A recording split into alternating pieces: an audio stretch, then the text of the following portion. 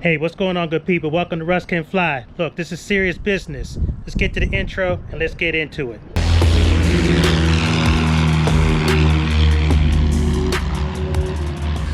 Hey, we're learning new details about that off-duty pilot accused of trying to crash a plane. Up next, his stunning admission in court as he faces more than 80 counts of attempted murder.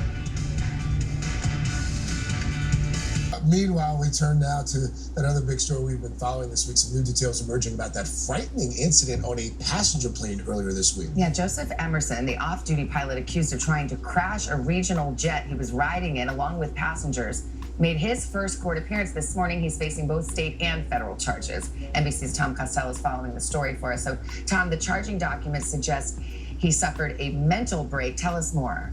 Yeah, that's right. Both the FBI and police in Portland, where the plane made that emergency landing, say Emerson admitted 84 people, including himself, could have died if he'd been successful in bringing that plane down. Okay, so I know that my thumbnail's a little dramatic, and people might say, oh, you know, that thumbnail's a little alarmist and all that kind of stuff, but that's the reality. This pilot that was in crisis, that was his goal. Now, whether or not he was clothed and in his right mind, as my grandmother would say, probably not. Sounds like there's a lot of sleep deprivation and some substances on board as well.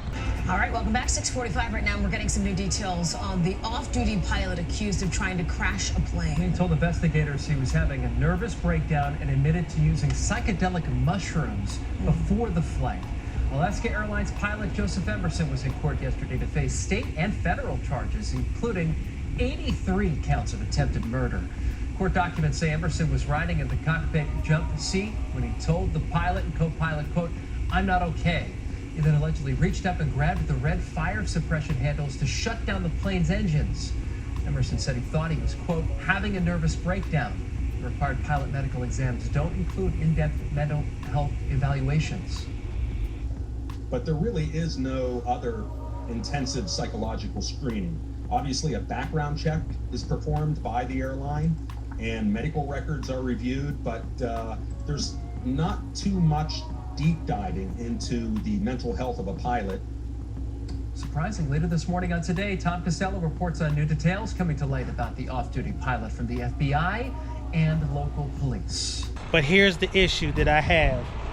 He chose both to, be sleep deprived, and he definitely chose to take substances. Now, I do not think he chose his depression for 6 years, and I don't think he chose to be suffering the way he was. But that's the thing where if you're doing something as important as flying people, all of these beautiful souls that were on board that flight, you have a responsibility to all of those people and all the people that you fly.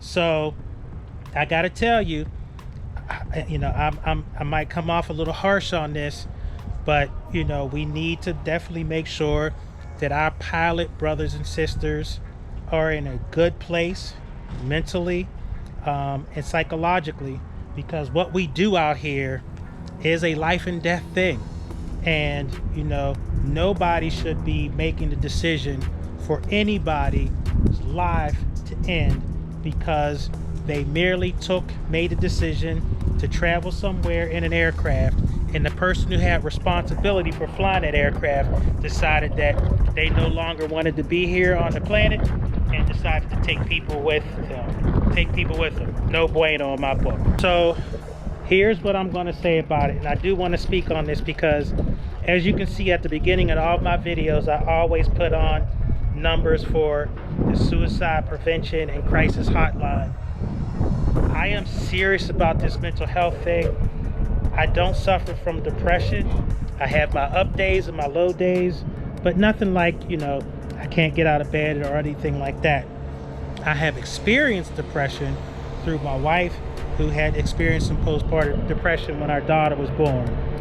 The bottom line is I know these things are real, but I think as an aviation community, we owe it to ourselves to know if there's a brother or sister that is a pilot that is in crisis, we gotta say something. We gotta help them out. We gotta intervene. Just imagine if that person was successful and they would have been able to pull the engines on that airplane, and that airplane crashed. I mean, can you imagine all of the despondent families that would have had to deal with that fallout just because this person was having some issues? And again, I have to show this person grace because I'm shown grace every day. Just got distracted by this jet behind me. But at any rate, in all seriousness, definitely showing this brother grace. But man, hats off to the other pilots in the cockpit who were, able to divert disaster. This gentleman had no business being in the cockpit, full stop. And again, I know people say, well, that's harsh. Who are you to judge? I'm not about judging. It's about safety. Not only the safety of the other pilots in the cockpit, but those 80 plus people that were sitting back there, expecting to get to their places and, and avert disaster that was of some human beings making, and not because of mechanical failure or weather or just things that happen. So I just wanted to go on here because I do all things aviation, and this topic of pilot mental health I think is a big one. Do I want the FAA all up in our business and legislating, mental health checks and people crawling all around our brains? I'm not sure if I'm willing to go that route. But I will say that mental health is something that we definitely all need to be thinking about. We all need to be thinking about whether or not pilots are getting enough sleep. We definitely need to be concerned about the use of substances, be it alcohol or any type of drugs or anything that alters one's reality. You gotta be on your P's and Q's when you're up there. Things move very fast. The last thing you need is somebody up there that's impaired. Especially when, again, all those innocent people back there, they have no idea what's happening, and for them to have to deal with an issue because somebody decides that somebody's in crisis is just unfair to the public. So I will say this: it's almost like one of those things where it's a see something, say something thing. Yes, I know we don't like to be in each other's business. Yes, you have your right to privacy. But here's the thing, when you're gonna go in one of those aircraft and people are gonna depend upon you to get them from A to B, you have an absolute responsibility to check yourself and to check the others who do or who are about the business of flying aircraft. Full stop. And I'm unapologetic about that. So let's be mindful as a community that this is an issue. Thank the good Lord that there wasn't anything that happened. The disaster was averted. Those other gentlemen who were part of the flight crew handled it magnificently, and folks got back from point A to point B. I'm not exactly sure what the answer is, but I definitely can tell you that there have been times where I've thought about flying with certain people, and I think to myself, no, there's no way I'm going to put them in a cockpit with me. And the reason why that is because I'm worried about them being so freaked out that they're going to grab the controls, or that they've partied too much the night before and they're going to get sick, or they're just not the healthiest, and maybe this flight is going to be too much for them. So I make those game time decisions all the time, and it's not just out of selfish perseverance because I don't want to die, but it's really about, if that plane comes down and it comes down in a neighborhood, it can come on somebody's house, and far be it from me to jeopardize somebody in the sanctity of their house crashing in through their roof and killing them. No. So at any rate, that's it. I'm not going to get into it too much more. It's a delicate, sensitive situation, and I don't want to come off as some know-it-all or anything like that. But here's what's clear to me: that gentleman had no business in that cockpit, and he had a responsibility to say that he was in crisis, not when he was on the aircraft, but before he put his butt on there. And so I know it's embarrassing, but please ask for help. It can be private, but don't jeopardize yourself. If you know you're not doing well, please ask for help. I know that sounds like a lot.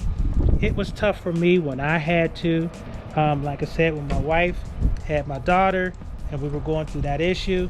But, I knew this was a time not to let my ego get in the way, and not let certain cultural norms get in the way. We needed help and we got it. And it was a huge, huge blessing. So I speak from experience on this issue. Definitely ask for help. Don't put people's lives in danger. Just go get the help that you need. And finally, I'll say this. I know that a lot of times, again, this is a very interesting and exclusive club we found ourselves in. I mean, I can't believe that I call myself among that number of people who are pilots who fly airplanes and whatnot. But with that comes a tremendous amount of responsibility. And I'm gonna tell you now, if I see a pilot, be it commercial or anybody, and they don't look right, I'm saying something. I mean, and people can be mad. You can want to beat me up. You want to beat me up? Beat me up. I don't care.